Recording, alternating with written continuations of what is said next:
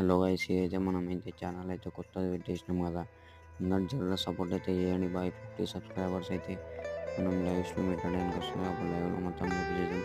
ఇప్పుడైతే కంప్లీట్ చేసేయండి bye 50 subscribers.